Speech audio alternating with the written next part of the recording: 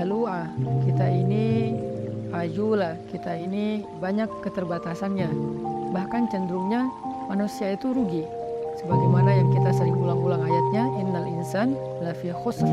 Manusia itu pada dasarnya banyak merugikan diri sendiri, kecuali kalau dia beriman kepada Allah, artinya dia bergantung kepada Allah, illal ladzina amanu, dan seterusnya.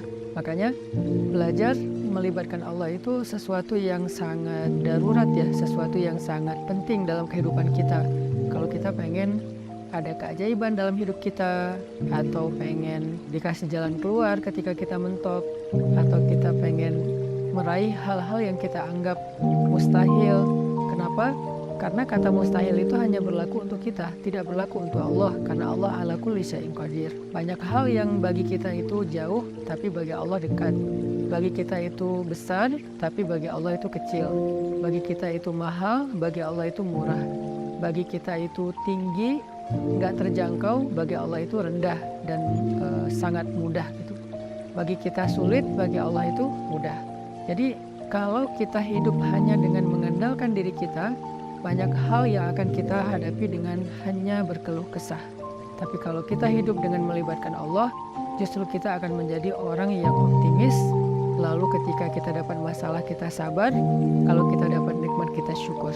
Dan itulah hakikat dari kebaikan hidup seseorang, antara sabar, syukur, karena kedua-duanya adalah khair. Kedua-duanya adalah kebaikan bagi dia.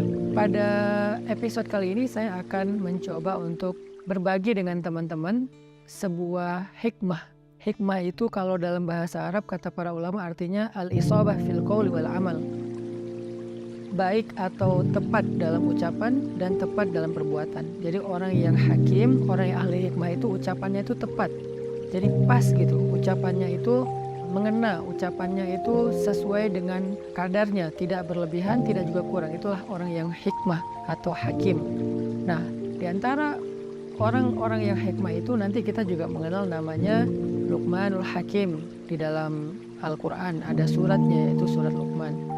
Nah, ada banyak sekali hikmah yang disampaikan para ulama tentang bagaimana cara kita melibatkan Allah. Dan hikmah ini pasti diambil dari Al-Quran dan hadis yang kemudian dibahasakan ulang dengan bahasa para ulama. Salah satu kitab yang saya suka banget, yang isinya adalah kumpulan hikmah-hikmah, kumpulan kata-kata yang bijak dan penuh dengan kebaikan, itu adalah kitab Al-Hikam yang ditulis oleh seorang ulama besar dari Mesir yang bernama Ibnu Athaillah As-Sakandari. Nah, beliau menulis kitab hikam yang sangat terkenal. Salah satu di antara hikmah yang luar biasa tentang bagaimana cara kita melibatkan Allah itu, beliau mengatakan min alamatil i'timad 'alal amal nuqsanur raja' 'inda wujudiz zalal. Salah satu di antara tanda-tanda orang terlalu bergantung kepada ikhtiar, bergantung kepada amalnya, bergantung kepada perbuatannya, bergantung kepada usaha dirinya adalah nuqsanur raja', berkurangnya harapan kepada Allah inda wujudiz zalal, ketika ada masalah dalam hidupnya. Maksudnya apa? Seringkali kita gini, kita tuh jadi kayak berani berharap yang baik-baik kepada Allah kalau apa yang kita harapkan itu masih logis. Jadi kita kayak tahu gitu gimana cara mengikhtiarkan hal itu.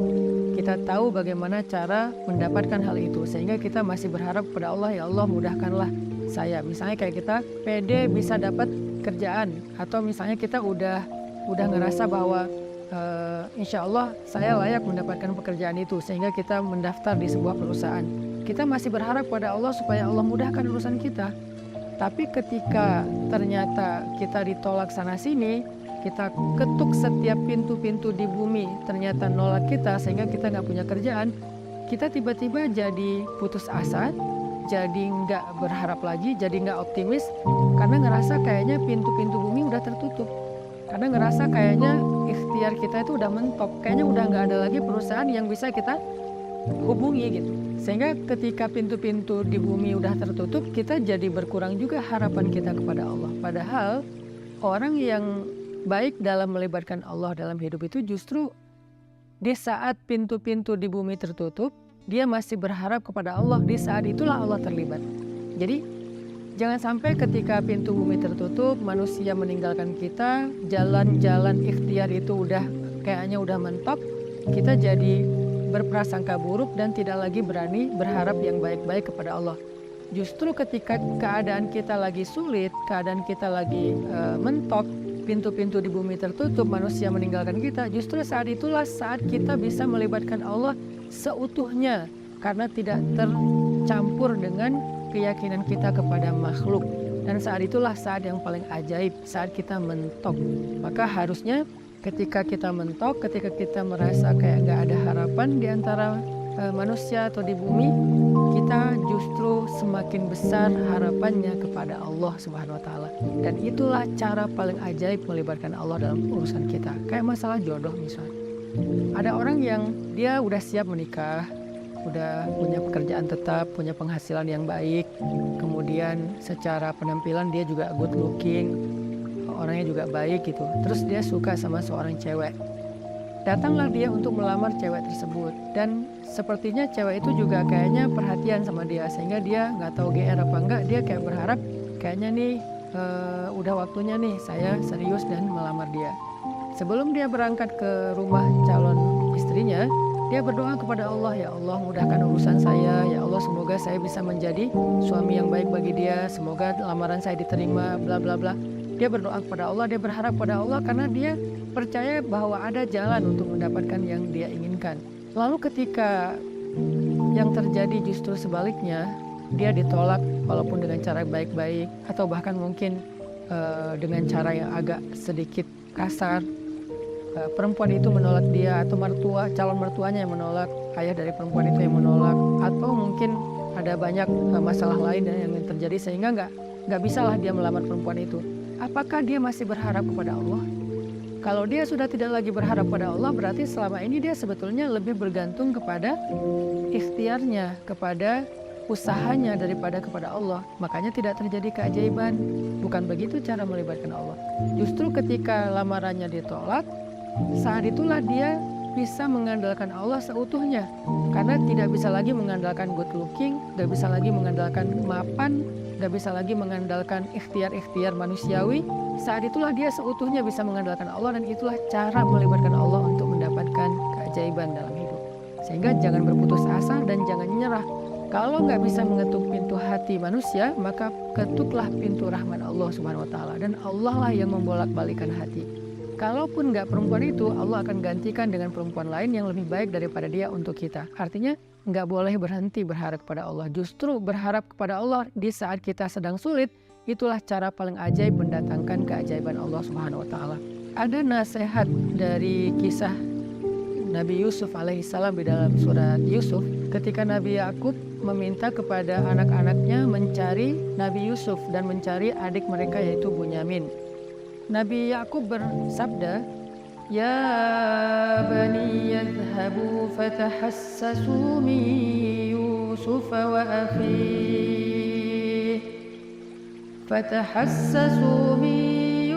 wa akhihi wa la tay'asu min rauhillah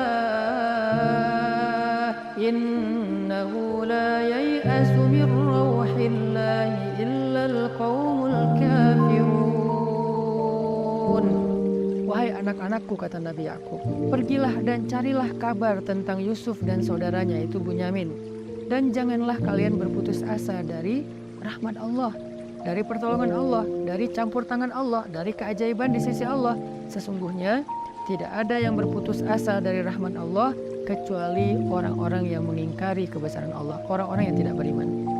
Jadi ciri di antara orang yang beriman itu tidak berputus asa. Dan kalimat putus asa ini tidak akan muncul kalau tidak ada zalal, tidak ada masalah, kalau nggak mentok. Nggak mungkin dong kita berputus asa sementara jalan masih terbuka lebar, segalanya masih normal, semuanya masih sesuai prediksi kita. Itu nggak ada alasan kita berputus asa. Justru alasan berputus asa itu ketika kita punya masalah, mentok, trouble, error, bla bla bla.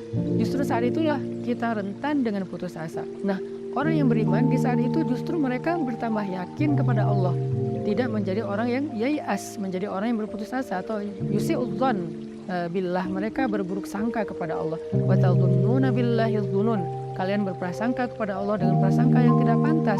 Kenapa? Karena orang beriman tidak pernah berhenti berharap kepada Allah yang baik-baik. Bahkan ketika ada masalah paling berat dalam hidupnya, saat itulah dia semakin berharap kepada Allah dan semakin bergantung kepada Allah. Dan saat itulah keajaiban Allah terjadi. Coba renungkan firman Allah di dalam surat An-Naml ayat 62. Bismillahirrahmanirrahim. Amman yujibul muttarra idza da'ah. Amman yujibul muttarra idza da'ahu wa yakshifus su' wa yaj'alukum khulafa'al ardh. A ilahun